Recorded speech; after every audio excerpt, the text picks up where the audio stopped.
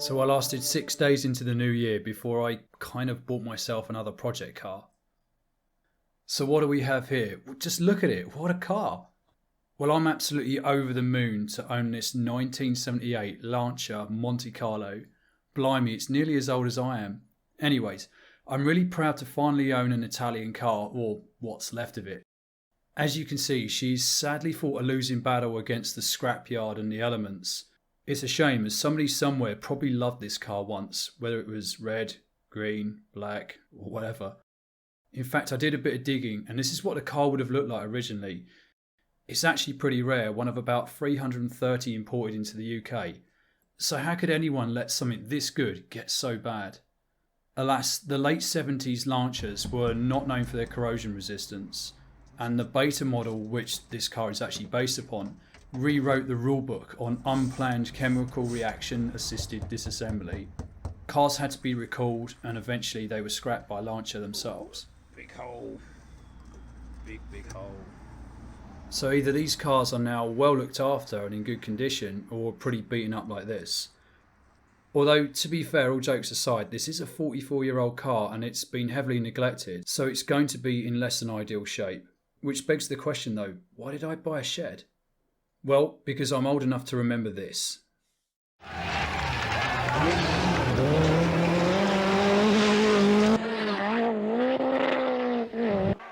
For the uninitiated, you're looking at a Lancia Rally 037, one of the greatest rally cars of all time and completely cemented in legend for its titanic Group B battle with a four-wheel drive Audi Quattro in 1983, where for the last time a rear-wheel drive car will be victorious and win the World Rally Championship. Even when outrageously underpowered, the lightweight and nimble 037 was able to dominate tarmac stages and win enough of the gravel stages to beat Audi with 2 events to spare. It is often remembered as one of the best rally seasons ever. What piqued my interest is that Lancia shares the same performance through lightweight ethos as Lotus does.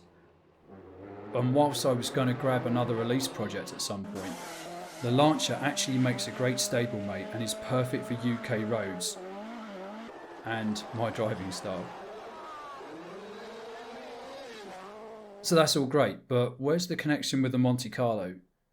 Well, all 037s started off life as a heavily modified version of this car. So you can see where this is going. You basically cut the front and rear end off the bodywork and then weld a roll cage and tubular subframes on in their place to hold the suspension and engine. However, this is a daunting task to undertake with the time and facilities I have at hand, and will push my skills to the absolute limit, as if I haven't got enough to do. So many of these projects are started with the best intentions, like this one, but eventually succumb to failure due to the complexity, poor planning, lack of funding, or the timescale required to do something like this whilst holding down other commitments. But I feel if I waited any longer, this car might be out of my reach. Whilst I'm not in a place to fully work on this project yet, I was offered this car at the right time, and far from it being a bare shell, it actually has some components on it that I would have otherwise had to source or reverse engineered. So from my research, I can see some good potential here, and we'll see if I'm right or not. It is a bit of a gamble. Right, let's have a quick look over the shell and look at some of the quirks associated with it. So it's important that the A-pillars are in good condition, which they seem to be. I've got a wiper mechanism in here as well, which is a big bonus.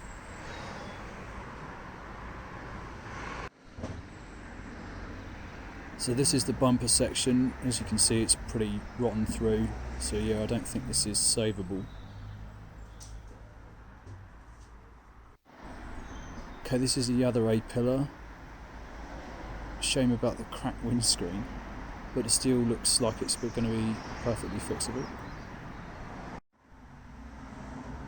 That's actually really good, Nick. I'm surprised on how good it is. It's not as much of a shed as you think.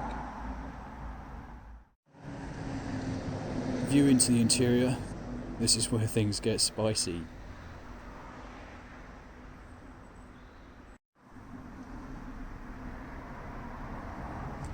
Quintessential Italian ashtray. Look at that. The glass can go. These panels can go.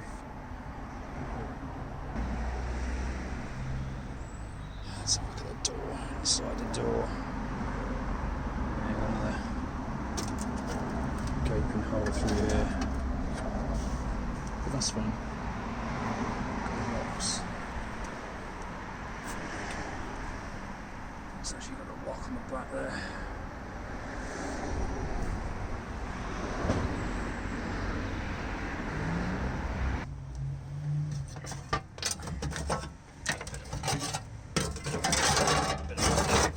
Bit of a pond going here.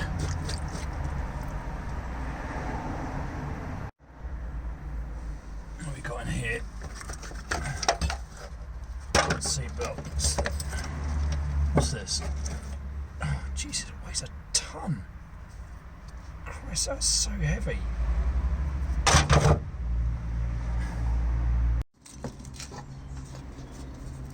Now look at this. This is high quality Halford spray can paint job. Oh blimey, what is going on here? Oh, this poor car.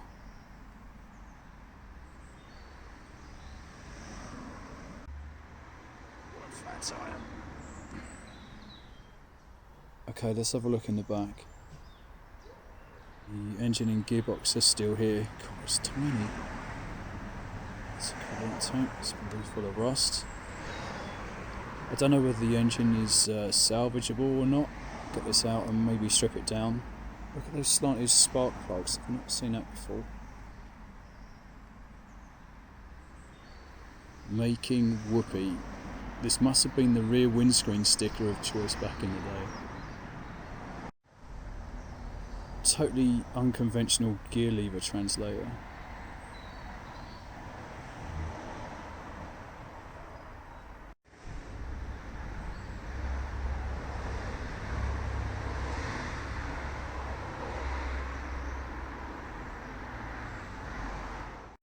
Yeah, looks like we still got the looks like we still got the original VIN plates. Right, let's have a look around the other side. Crikey, what a mess.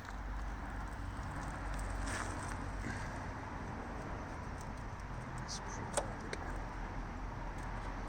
pretty badly gone. See the layers of paint in here. Can we pull the dipstick out? Oh yeah, it comes out.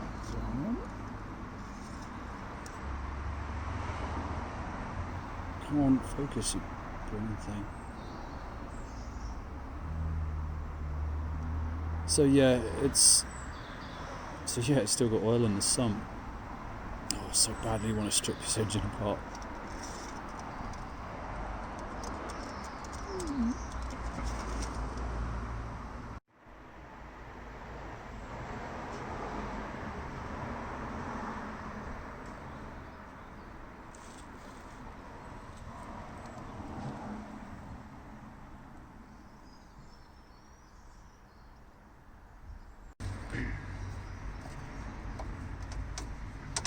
Cool, working indicator stalks as well.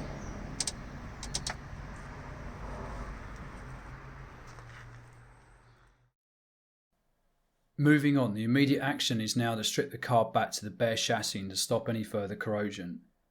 Then it's to remove the front and rear panels so that the chassis will look something like this. My main challenge looks like replacing the floor pan as it is completely shot. This isn't unusual though, and you can actually get a complete set of new panels brand new from Italy, or you can do it yourself. So I need to get busy with my sheet metal working skills pretty sharpish if I'm even to get this off the ground. Once this is done, the subframes will need to be fabricated and welded in place along with the integral roll cage. Only after that can things like the suspension, engine and so on be attached. To get this far would be, quite frankly, a dream come true, but as I say, it's a massive task, but I'm willing to give it a damn good go.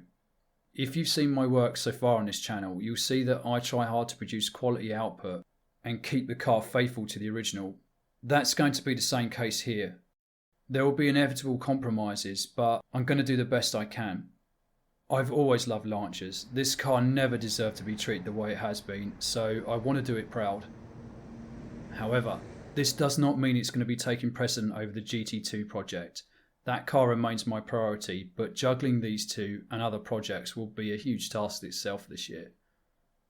The fact remains, with all the silly unnecessary delays that the GT2 project had in 2022, had I owned the Lancia back then, I could have been much further down the road by now with both projects. Running things in parallel is actually the way to go if you have the capacity.